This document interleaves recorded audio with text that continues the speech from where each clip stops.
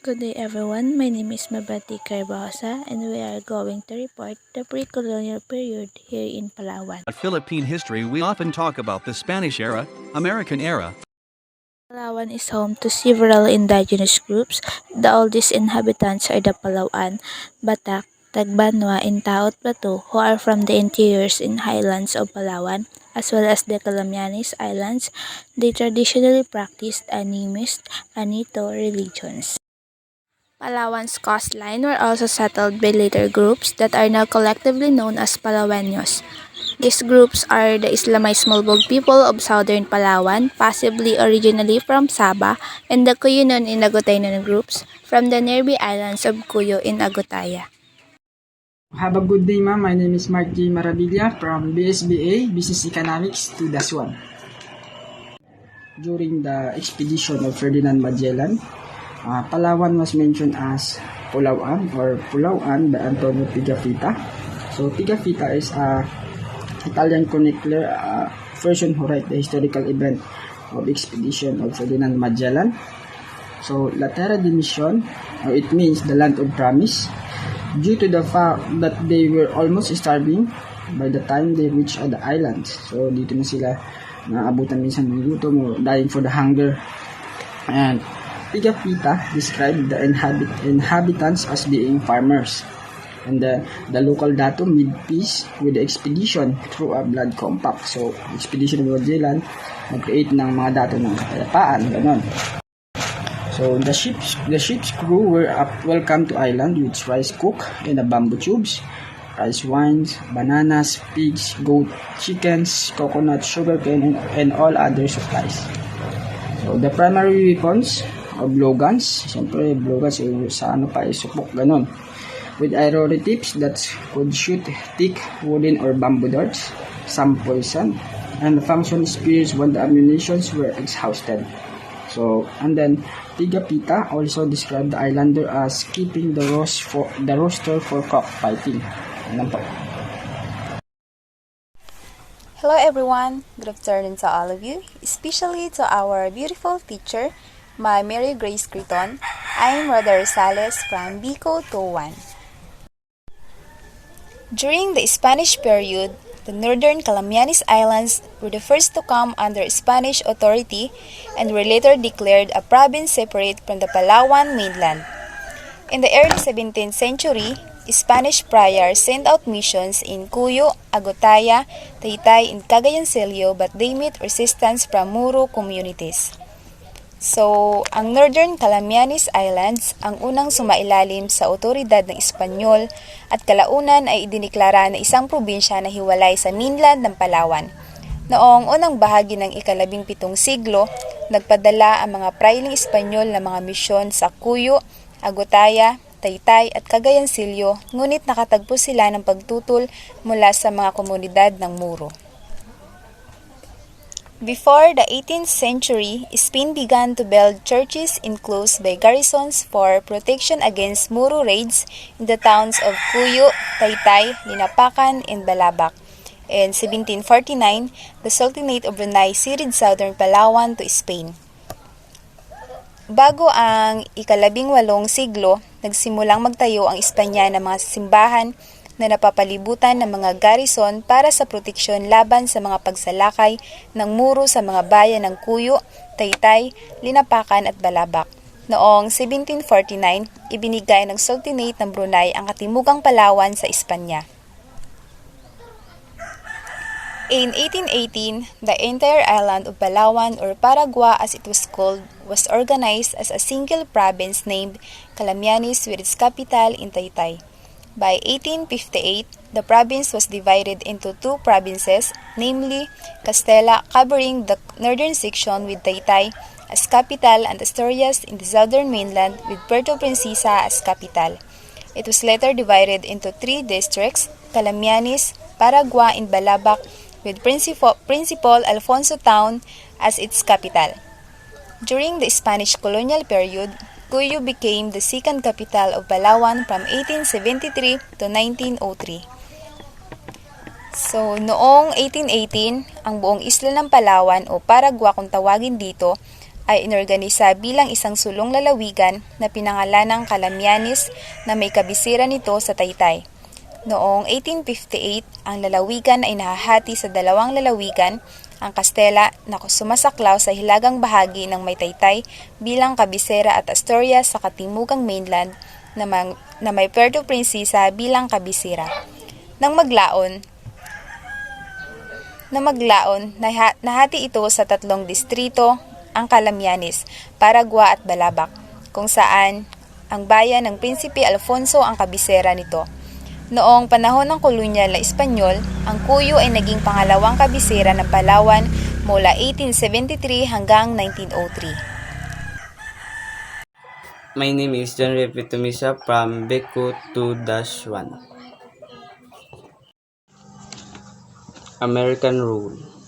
In 1902, after the Philippine-American War, the Americans established civil rule in northern Palawan, calling it the province of Paragua. In 1903, pursuant to the Philippine Commission Act No. 1363, the province was recognized to rename Palawan and Puerto Princesa declared as its capital. Many reforms and projects were later introduced in the province: construction of school, people closer to the government were among the priority plans during this era. Magandang araw! Ako nga po pala si Jeneline M. Santorcas, Becot 21. After the Japanese invasion, according to Stephen Elmore, pro-Allied sentiment was strong, and it was later estimated that during the war, as many as 1,154 Filipino guerrillas worked against the Japanese on the island. Those in the underground network would proudly refer to themselves as Palawans Fighting 1,000. Early resistance leader included Dr. Eugenio Acosta Mendoza, his wife Trini, Thomas F. Loudon, and his son-in-law Nazario Mayor. Captain Mayor organized Company D in October 1943 and was responsible for the area encompassing Puerto Princesa south to Balabac Islands. Ito yung Japanese invasion, ito yung kapanahunan ng pagsalakay nila sa atin. After kasi ng American rule, sumunod yung Japanese na sumalakay sa atin. Maraming mga Pilipino ang nakipaglaban. Ang tawag sa kanila Filipino guerrilla, mahigit sila 1,000. Yung iba nasa isla pa rin nagtatago, yung iba nasa underground nagtatago. Nung panahon na yon, yung Palawan Fighting 1,000, yun yung pangalan na nabuo nila sa grupo nila kasi nga marami rin silang mga Pilipino ang nakipaglaban. Syempre, makapangyarihan yung mga Japanese kaya hindi basta-basta, yung iba nagtatago sa isla, yung iba nakipaglaban, kaya ganun lang, mahigit 1,000 lang yung nakipaglaban kasi yung iba takot din naman syempre. Captain Mendoza covered the area north of Puerto Princesa to Caramay. Lieutenant Felipe Batul operated out of Danig, while Captain Carlos Amores operated out Sibeltan. Overall, command of the Palawan Special Battalion was under Major Pablo P. Moico as part of the 6th Military District. The Palawan guerrillas helped any escaping American POWs, supported 2 Coast Watcher groups, sending regular radio broadcasts to General MacArthur on Japanese movements, and helped rescue downed airmen as well as the survivor from the USS submarine. Most importantly, they helped guide the 8th Army through landings. Kahit na ganun ang nangyari, kahit na nilulusob na tayo ng Japanese nung kapanahunan na yon, ang mga Pilipino talaga is likas na matulungin. Kasi yung maraming Amerikano syempre ang natrap na dun sa atin. Syempre kakampi natin nung kapanahunan na yun ng mga Amerikano kasi kalaban din ng Amerikano yung mga Japanese. Marami silang tinulungan na makatakas ng mga Amerikano, yung mga Pilipino guerrillas natin. Marami sila, yung mga submarine tinulungan nila, yung mga syempre nilulusob na rin ng mga Japanese kasi nga makapangyarihan yung mga Japanese, maraming mga gamit.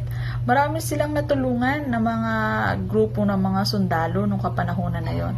Ganun ka matulungin talaga ang mga Pilipino.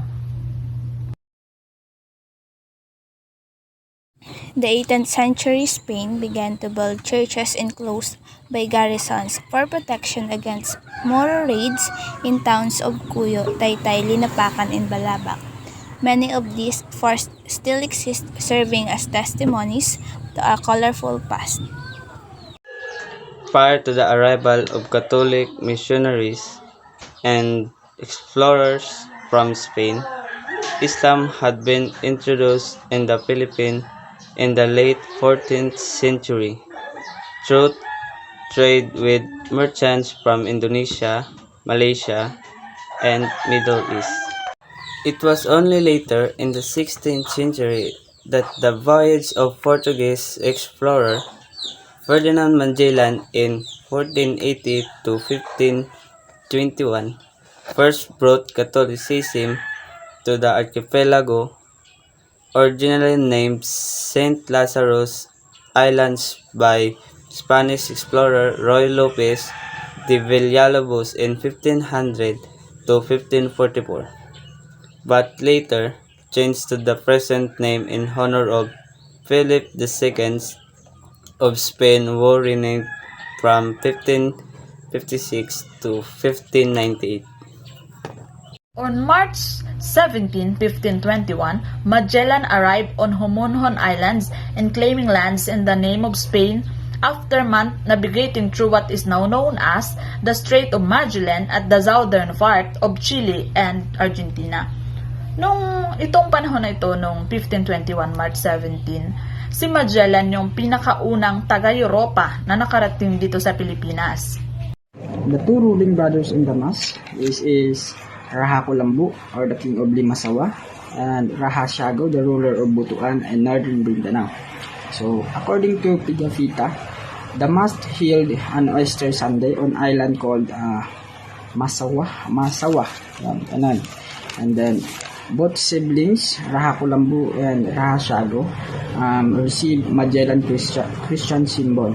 So it received like a large wooden cross, nails, and also the crown. And Raha Siago invited Magellan to visit his place. Both Raha, both siblings, kissed the cross and prayed with the crew, making them the first Filipino to encounter Christianity.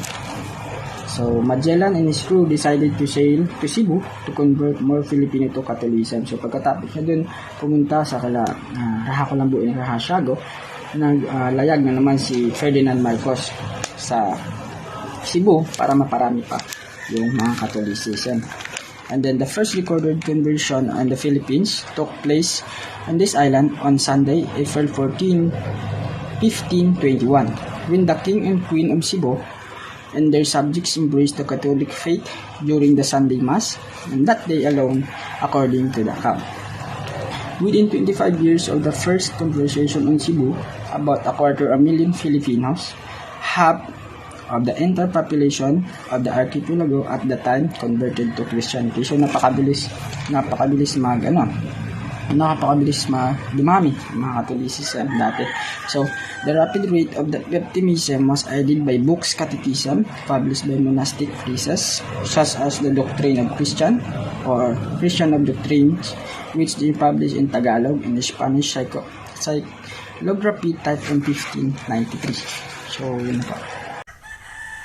Over time, religious works were also published in other Filipino languages such as Pagduaw sa Santisimo Sakramento sa Altar kag sa Mahal na Birhen, or Visit of the Sacred Sacrament in the Altar of the Blessed Virgin of San Alfonso Maria de Ligorio on 1886 in Hiligaynon. So, here are the picture. And however, religion was not the only topic of early printed works in the Philippines between the 1600s and 1800s. The monastic priests also published grammar books to help priests learn the native languages in order to minister more effectively. This included works like Art y Reglas de la Lengua Tagala, or Art and Rules of the Tagalog Language, and Art de la Lengua Bicol para la Enseñanza de este idioma, or Art of the Bicol Language for the teaching of this language. So, gayon pa man, hindi lamang relihiyon ang paksa ng mga naunang nailimbag na mga akda sa Pilipinas sa pagitan ng 1600s and 1800s, ang mga monastic priests ay naglathala din ng mga aklat ng gramatika upang matulungan ang mga pari na matuto ng mga katutubong wika upang makapaglingkod ng mas epektibo. Kabilang dito ang mga gawa tulad ng Art y Reglas de la Lengua Tagala and Art de la Lengua Bicol para la enseñanza de este idioma. In the view of some historians, the actions of the Church and Spanish colonial authorities during the Spanish colonial period on 1521 to 1898 led to tensions and social upheavals in the Philippines. The Spanish authorities and Catholic officials feared that more education would lead to Filipino independence and loss of the Church control over the populace and revenue for the Church in the Spanish crown. This was the Church modus operandi well into the latter half of the 1800s, at which time Filipino intellectuals and clergy grew increasingly critical of Spanish priests and authorities. So, sa pananaw nga ng mga mananalaysay, ang mga aksyon ng simbahan at mga kolonyal na otoridad ng Espanyol noong panahon ng kolonyal or noong 1521 to 1898 ay humantong sa mga tensyon at kaguluhan sa lipunan sa Pilipinas. Ang mga otoridad ng Espanyol at mga opisyal ng Katoliko ay nangangamba na ang karagdagang edukasyon ay hahantong sa kalayaan ng mga Pilipino at pagkawala ng kontrol ng simbahan sa mga tao at kita para sa simbahan at sa kuruna ng mga Espanyol. Ito ang modus operandi ng simbahan hanggang sa huling kalahati ng 1800s, kung saan ang mga Pilipinong intelektual at klero ay lalong naging mapanuri sa mga paring Espanyol at otoridad. So, one such intellectual was Jose Rizal, who wrote the novels Nuli Me Tangere on 1902 or Don't Touch Me and El Filibusterismo or Filibustering on 1908 to highlight the corruption and hypocrisy of the Spanish clergy. His anti-Spanish activism led to his execution in 1896 by the Spanish colonial government, which in turn made him a national hero. So, isa sa mga intelektual ay si Jose Rizal na sumulat ng mga nobilang Noli Me Tangere o Huwag Mo Akong Hawakan at El Filibusterismo upang i-highlight ang katiwalian at pagkukunwari ng mga klerong Espanyol. Ang kanyang anti-Kastila na aktivismo ay humantong sa kanyang pagbitay noong 1896 ng pamahalaang kolonyal ng Espanya na siya namang ginawang pambansang bayani. Cuyo is the oldest town in Palawan, which has a culture of its own and was preserved for more than 350 years during the Spanish colonizations of the Philippines. Cuyo became the second capital of Palawan after Puerto Princesa from 1873 to 1903.